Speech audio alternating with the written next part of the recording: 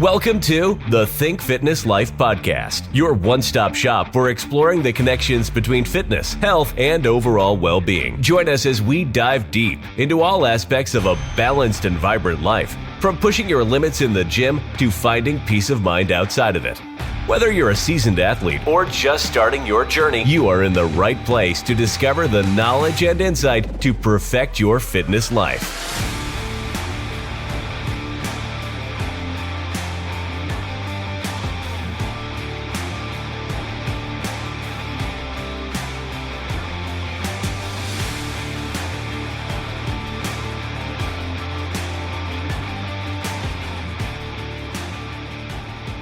All right, we are live with the Think Fitness Life podcast. And today, if you're someone who struggles with their weight, this episode is for you. Not everyone is successful at dieting to lose weight, and a staggering 30 to 60% of people who lose weight initially actually gain it back shortly after they're done dieting. So I'm here today with Tasha Stevens, an integrative clinical nutritionist and certified personal trainer. She personally lost over 50 pounds and has kept it off for years because she focused on her hormone health. So she's here with us today to share her personal transformation story and her insights. So thanks for coming on. Oh my gosh, thank you for having me. I'm so excited to share this story. It's been a long journey for sure. Yeah. And I'm really grateful for just kind of the nuances that you're going to bring to the table. I think everyone's heard of, trying keto or, calories in, calories out, and it can just yo-yo people constantly. And I think when we get to the root cause of or how our body's working for us or against us at the time, I think it's a more permanent, sustainable change. So let's start off with something a little bit lighter. No pun intended. What's your favorite thing to do for exercise or your favorite lift in the gym? I am a new lover of Olympic lifting. I just probably after I had my baby, so 19 months ago, my husband, let's do this. Let's try it. And he has got me into it. And it's fun, it's fast, it's exciting, and maybe a little bit of the ego. I like to do things. Yeah. Like, right. Yeah, that's part of it. You throw the weight on there, it blows your mind a little bit, right? Yeah. It reminds me how strong we could be. Now, so do you the clean or do you the snatch? Clean. Okay. I have a very love relationship with clean and a love-hate relationship with snatch. I think Getting everyone's like that with the snatch. It's just one of those things. It's hard. My shins get hurt every time. I haven't had nice shins in 19 months. But they're done. And it's one of those lists where you can come in and everything can feel amazing. And then all of a sudden next week, nothing fits. The shoulder mobility isn't there. And yeah. And I maybe don't mobilize my shoulders enough. So my problem. It will definitely expose that. Yeah. The other thing to ask people is, do you have a favorite quote that maybe inspired your journey or maybe that one comes to mind today? Are you okay with cussing on this? Yeah. Oh, okay, perfect. I can do hard shit all the time. Just, and we'll probably get into this in my journey, but I've lived with anxiety since I was 9. I had my first panic attack probably when I was at Universal Studios, afraid of the Twister ride. And just remembering that we are built for challenge and that anything that we fit are provided in our life, it's meant for us. Into that. We can do it. I love that. Well, I'd like to start today. I think most people have heard of Nutritionist, but not many people have heard of what an integrative clinical nutritionist does. Do you mind defining that for our audience? Absolutely. Because it is a lot of words. And, is it just a lot of words? Sound fantastic. Did I pronounce it right? Yeah. I have to spell the letters at the end. I got my degree in clinical nutrition. So really the foundation of that is my education and my expertise stems from addressing medical conditions with nutrition as the primary therapy for that.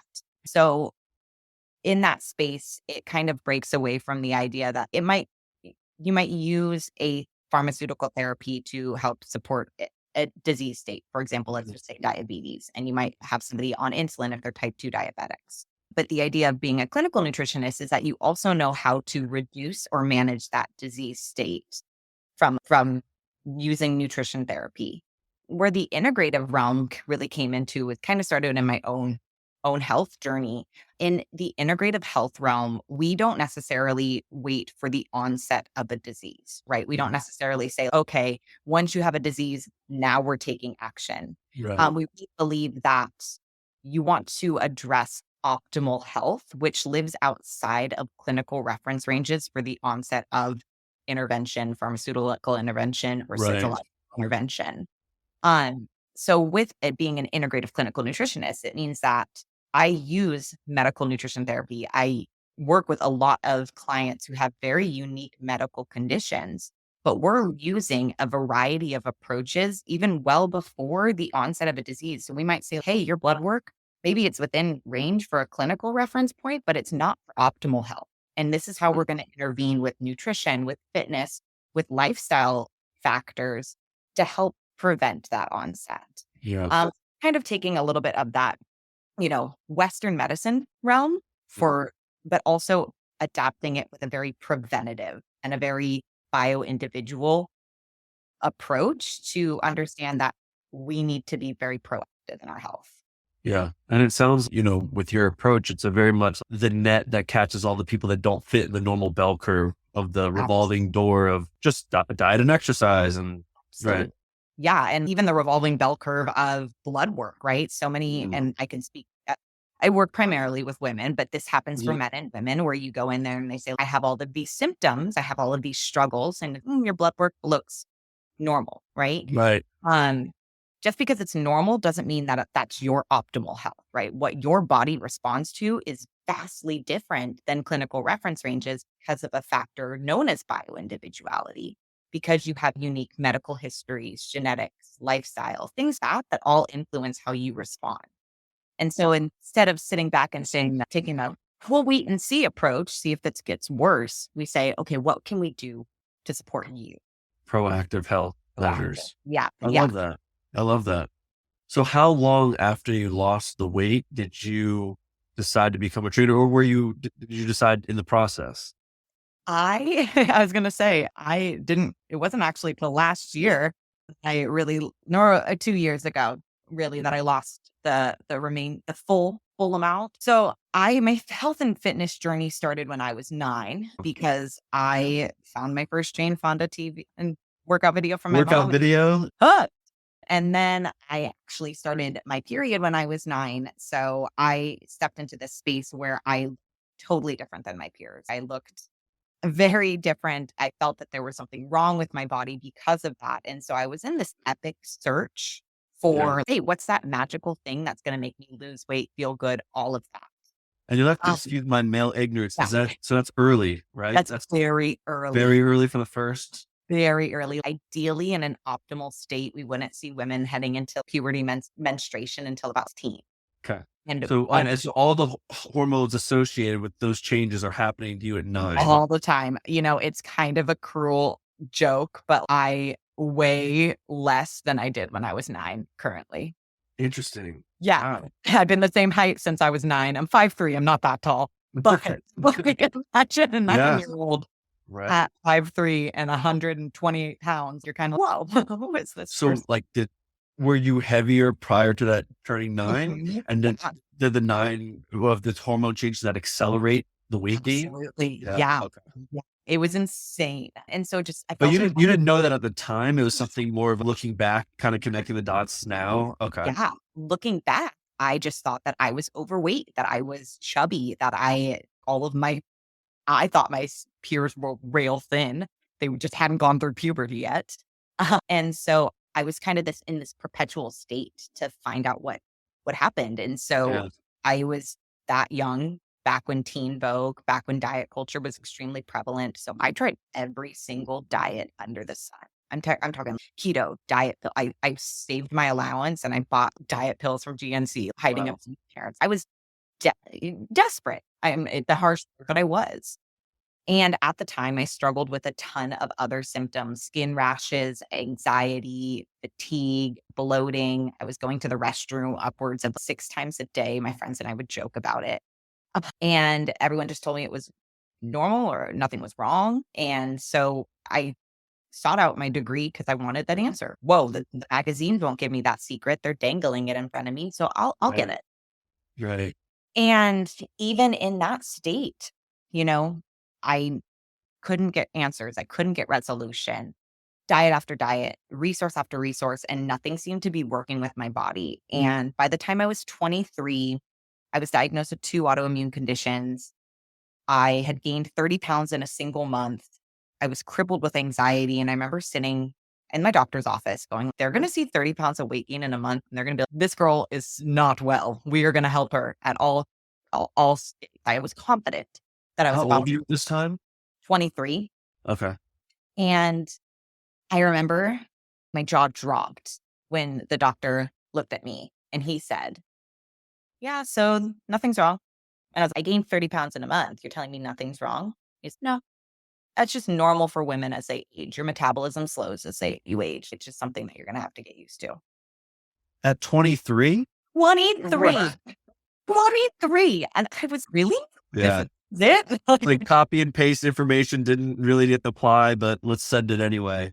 Yeah. You're just out of options, 23. And I mean, at this point, I felt like a complete fraud. Talk about imposter syndrome. I graduated with my degree in clinical nutrition, landed my dream job at one of the best gyms working as a nutrition coach. And I was like, That's when the 30-pound gain came in. And I remember sitting there going, my hormones are off. You mean, I've been on birth control after birth control. I am losing my acorns over here. I'm uncomfortable. Hormones have to be a part of this. And so instead of just taking that blanket statement and accepting it, I went to my professors. I went back to get additional education, experience working under integrative physicians. And I trusted my intuition because hormones truly control every single aspect of our metabolic function.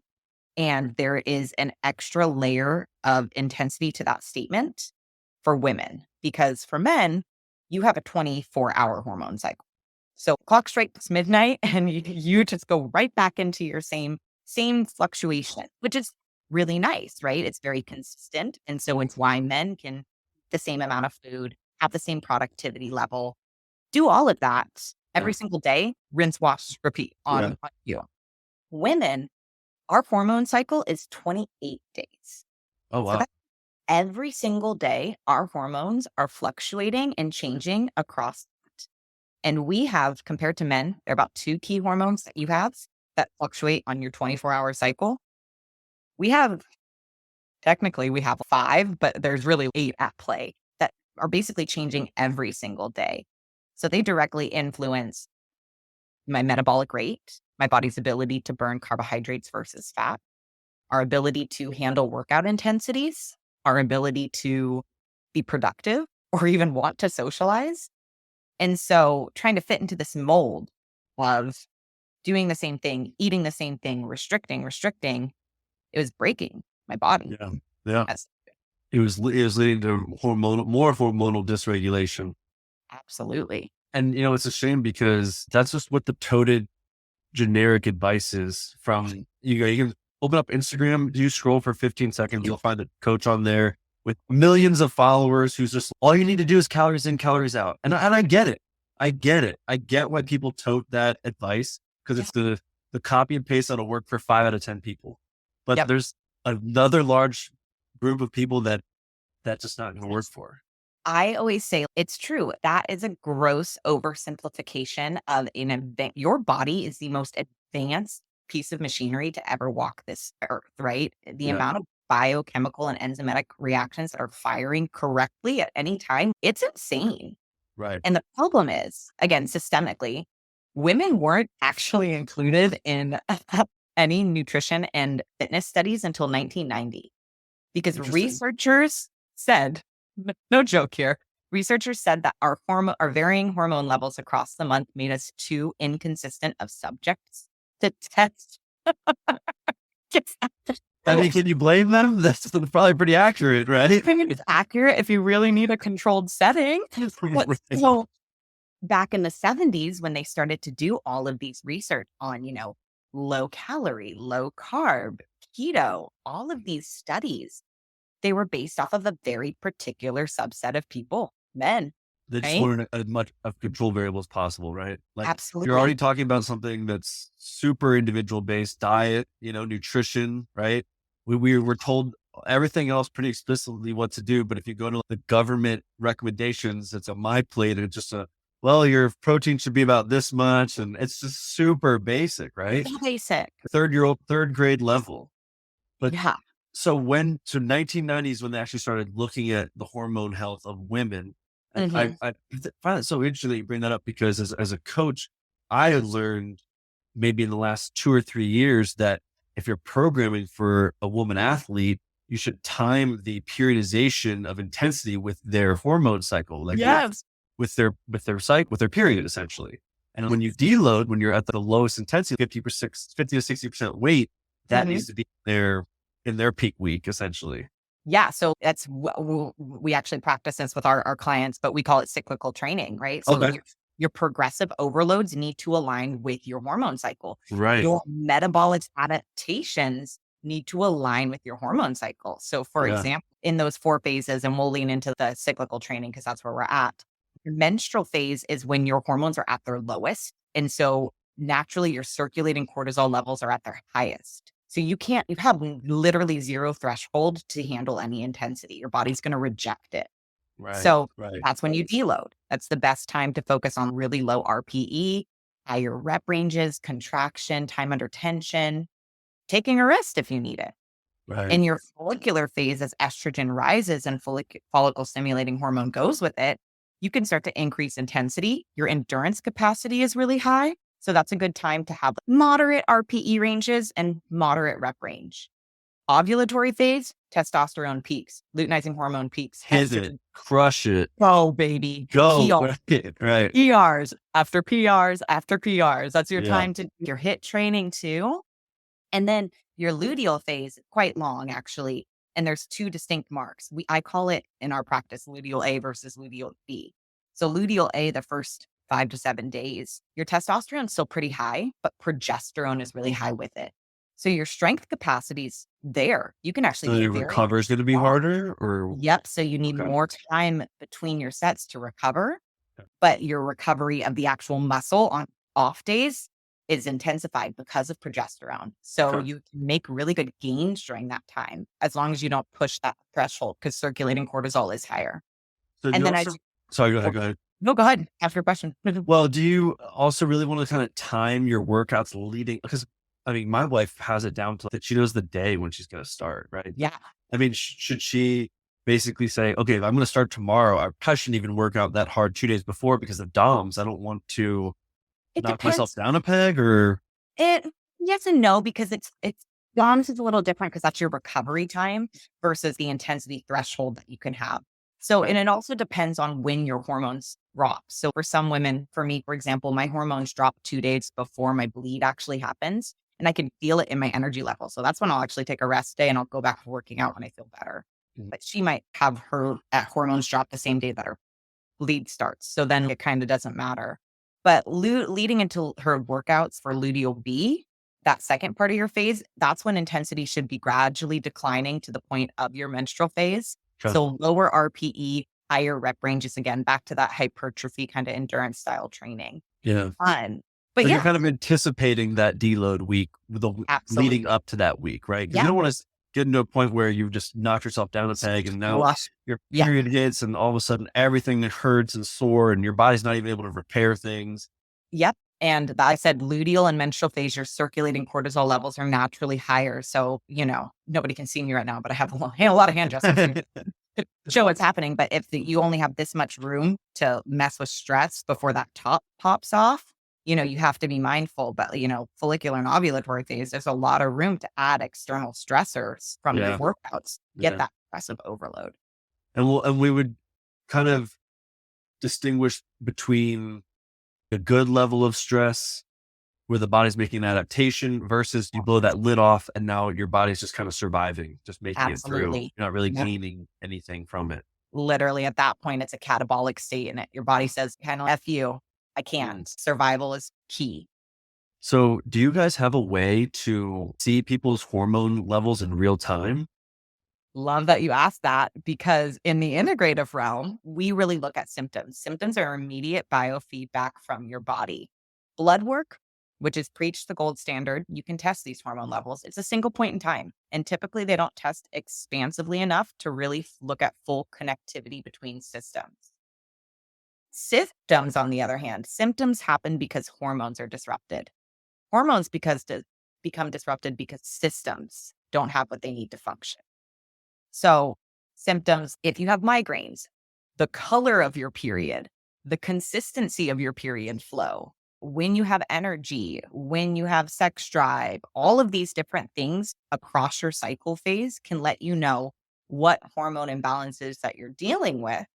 It also can let you know where you're at in your cycle and how to challenge yourself or how to change your nutrition. All of this. Your body's really cool. Looking for personalized workout plans? Whether you prefer to train at home or hit the gym, try a 14-day free trial of the Think Fitness Life mobile app. Get customized workouts, nutrition guidance, and coaching from a qualified professional who will be in your corner every step of the way. Visit www.thinkfitnesslife.com to start your free trial today. That's www.thinkfitnesslife.com.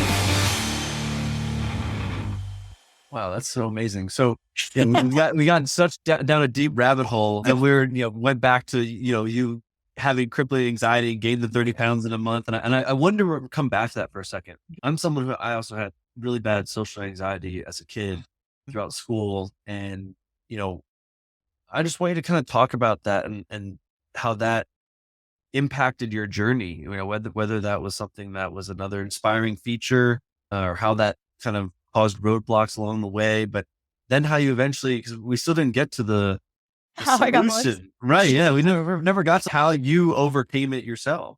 Yeah. So I think it kind of ties all into each other. So, I fumbled around a lot between 23 was that time I gained 30 pounds and 25 was when I kind of just broke at that point. My anxiety. Rock bottom, you'd say? Yeah. No, I hit rock bottom. I could barely keep the dream job that I landed because I was having multiple panic attacks a day. They kept just pumping me through with depression medication, anxiety medication, and I was still uncomfortable, gaining a lot of weight. It was awful.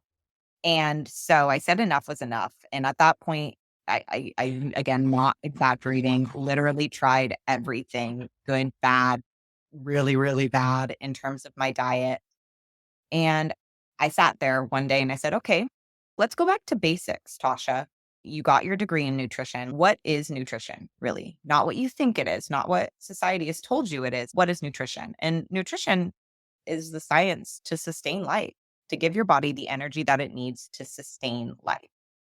And I looked really critically at what was happening in my body, how I was fueling my body, what I was doing to it. And I said, am I promoting optimal health? Am I sustaining life? Am I giving my body what it needs to thrive? Oh, at that point, I probably was eating maybe 200 calories a day. And if I was eating more than that, it's because I was binging on carbs because of a stress response and my body was feed me. So I decided to break up with diet culture completely. I decided to break up with everything that I had been taught about it. And I said, okay, I know what my hormones do. I know that I need nutrition to fuel my systems. I know that what I haven't done in the past what I've done in the past isn't working.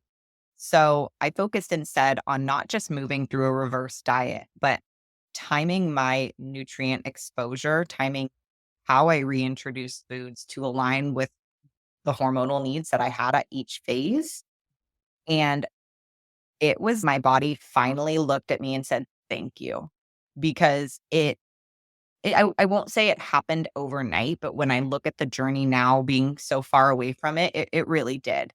It took, I would say, probably 6 months of eating consistently, rebuilding, just eating, rebuilding my relationship with food. Right. I was never an eating disorder, but I definitely had disordered eating. But just from trying so many different diets, right?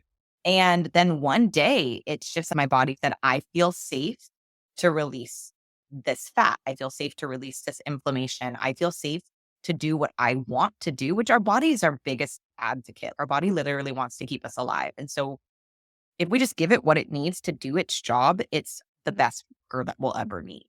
Yeah. And that's how I've now been able to sustain it, eating enough food to support my body. I don't restrict carbs. I don't restrict protein. I don't restrict fat. I eat nachos every week. I eat candy almost every day. Love it. Yeah.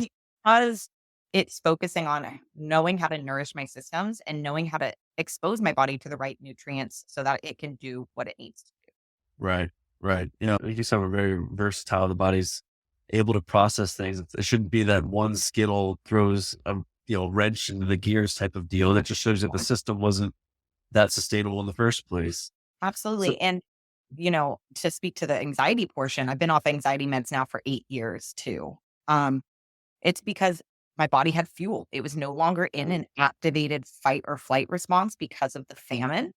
So yeah, my sympathetic nervous system wasn't yeah, loaded. Dopamine and serotonin could be produced. They could communicate to their neurotransmitters. And again, do I still have anxiety here and there? Absolutely. I'm right. human, but I know how to fuel my body, or I know how to know, hey, I'm having more anxiety because maybe I didn't eat enough food, or maybe my magnesium levels were too low.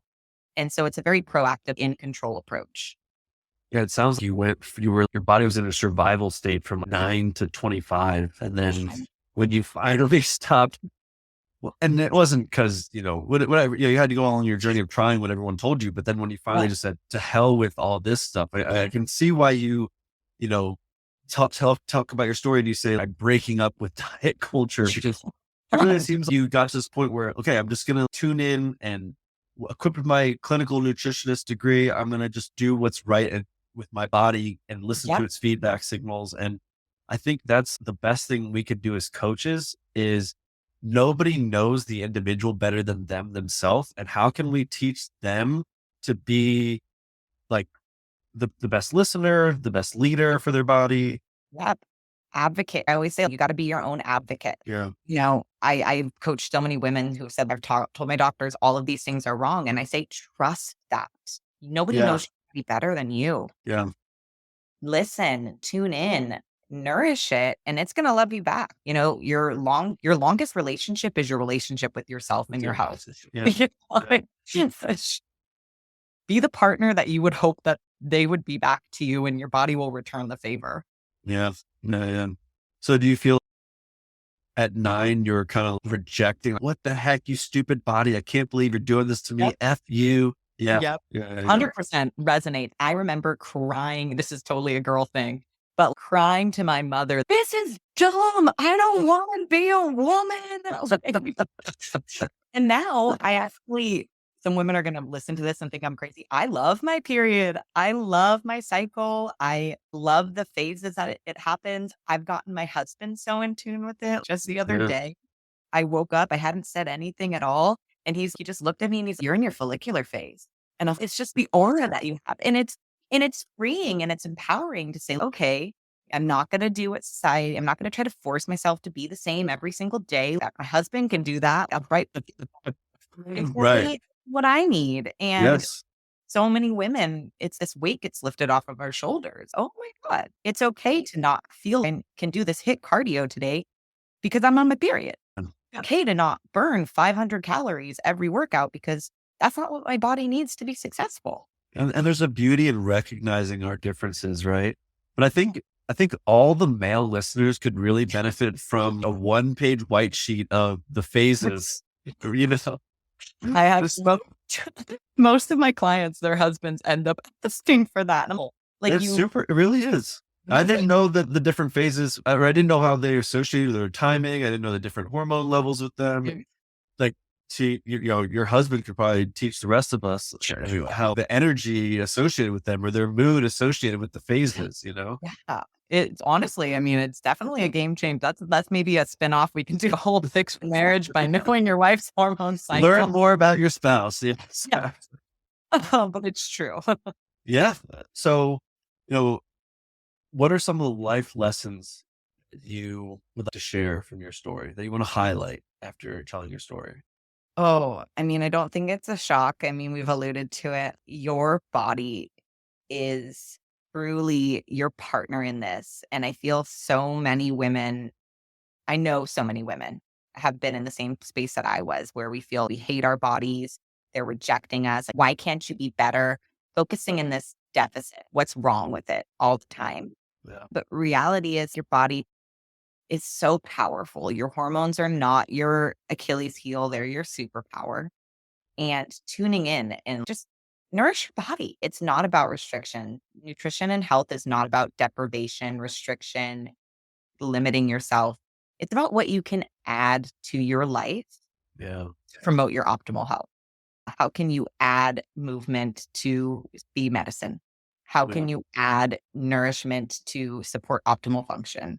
How can you add things that bring you joy or align with your hormones so that you can get more rest and relaxation or healthier boundaries? Approaching that and taking it away from this punishment and deprivation mindset is truly freeing. Yeah. Because how often, do we see people who, when they go out, they're just trying to eat as little as possible. Or even out throughout the day, they wake up and I had a carrot for breakfast. Yeah. To your point, they're not really eating. They're not fueling their body. They're not living. Food is our life source. Yeah. So they're not living. And it's no way to live. It's no way to live. We don't, I don't know. Just to highlight again, the complexity of our metabolism, our hormone, all the different systems. You basically are in rush hour traffic in New York and there's traffic jams everywhere, accidents everywhere when you're in this hormonal dysregulation state. And then when you can finally get everything working together, you can get this place of synergy where you have everything comes together and works better than the sum of its separate parts. I love that word. And I love that you're doing it. You're fighting the good fight, doing it with a nutritional intervention, not just trying to cover up symptoms with. Yeah, no, it's been freeing. It's been cool to watch the clients I've worked with, their life changed too. They'll message me and they'll be like, "I had a margarita, no guilt." I'm like, yeah, baby. Right. We miss the point sometimes, right? It's like fitness is supposed to enhance our life, not get in the way of it. Exactly. So Tasha, where can people go to find more about you, getting in touch with you, your coaching? Absolutely. So I would say probably the best place to start is on my Instagram. I'm there all the time. I'm a classic millennial. So you can follow me at Tasha Lynn_Stevens. And then if you're eager to dive into your hormone balance journey, I do on my website have a free hormone balance assessment that allows you to just kind of sit down, map out all your symptoms, and we help hone in on, okay, these are the areas to focus on based off of what your body's telling you. And we give you some tailored strategies of, okay, what can you do with your nutrition, your fitness, and your lifestyle to really help push the needle in that system healing. So those are always two wonderful ways to start. Excellent. And if I'll be sure to include those in the show notes if you want to send me the links afterwards. Yeah. But yeah, just to wrap up here, what's maybe some words of advice you have for someone out there who's just starting to think about going down this weight loss journey? It's not calories in, calories out. I would say if you're just starting your journey, you have the opportunity to do it the right way and focus on what nutrition really is for women. Let's hone in on what's happening hormonally and really support those systems, because once those systems are thriving, weight loss happens effortlessly. And it's not a marketing claim. It truly, your body finds its happy set point. So create those good habits and nourishment always. Great. Thank you so much, Tasha Stevens, everybody. Thank you.